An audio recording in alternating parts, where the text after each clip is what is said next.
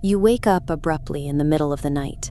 There is no dream fading from memory, no residual noise echoing down the hall. Your eyes open to a complete sensory vacuum, struggling to pull any measurable light from a pitch-black room. Without immediate visual data to define the walls, the door, or the ceiling, the human brain tries to fill in the gaps. In this sensory void, the physical space starts to feel strangely dense, crowded, as if the room is actively occupying more space than it should.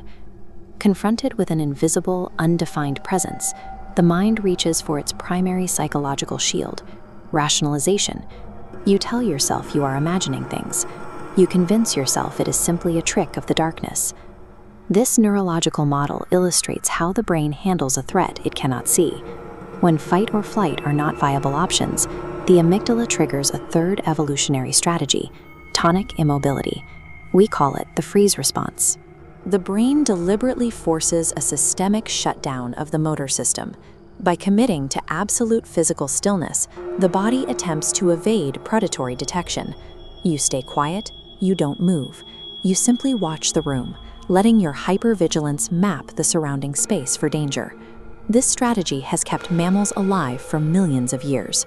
But relying on stillness creates a severe tactical vulnerability. If your only defense against an unseen threat is to remain perfectly motionless, you have inadvertently trapped yourself.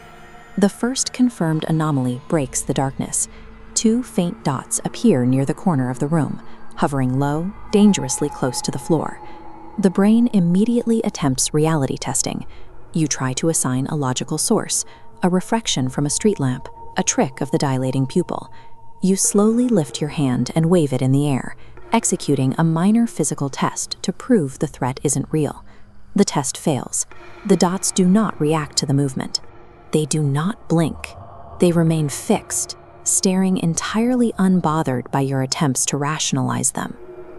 This 3D wireframe maps the immediate escalation. Another pair of eyes appears higher up, then another.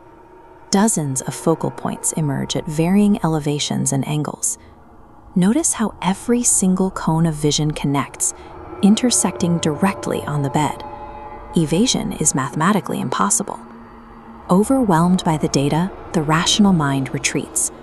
You deploy a desperate fallback tactic. You pretend you haven't noticed. You close your eyes, feign sleep, and attempt to maintain the illusion of the freeze response.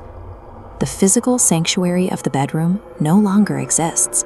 It has collapsed into a psychological cage. Your safety now relies entirely on a fragile bluff. The freeze response contains a fatal biological flaw. While you can suppress your motor functions, you cannot control your autonomic nervous system. Your heart begins pounding against your ribs, broadcasting your panic into the dead silence of the room. The entities issue a synchronized countermove. 1 pair of eyes slowly blinks. A second pair follows, then a third. This cascading sequence acts as a deliberate signal. The blinking proves they can hear your elevated heart rate. They know you are awake. The bluff is called, effectively shattering your primary psychological defense. The entities remain anchored in place, but the spatial dimensions of the room begin to warp. The environment projects an oppressive, shrinking weight, closing in tightly around the mattress. Then the perimeter is breached. 1 pair of eyes vanishes from the distant corner and instantly manifests directly next to the bed. A dense, immediate presence crowds the edge of the mattress. A soft whisper breaks the silence right beside your ear. "We see you." The auditory shock forces a visceral, physical reaction. You whip your head around, breaking the freeze state entirely, and your overloaded nervous system triggers an immediate blackout. The apex of this encounter never relies on physical violence. The true horror stems from the methodical, step-by-step dismantling of a biological coping mechanism until the subject experiences complete system failure. When your eyes open again, the environment has reset. Sunlight bleeds through the windows. The walls are solid.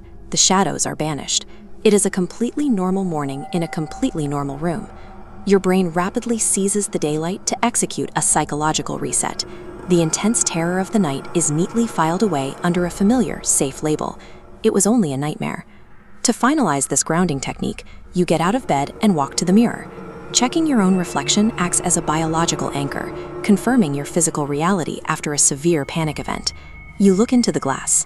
The brightly lit room reflects exactly as it should. But in the space behind you, existing only within the boundaries of the mirror, dozens of eyes stare back. This introduces a concept known as spatial compromise. The entities were never bound to the physical architecture of the dark bedroom. They are permanently tethered to your own observation.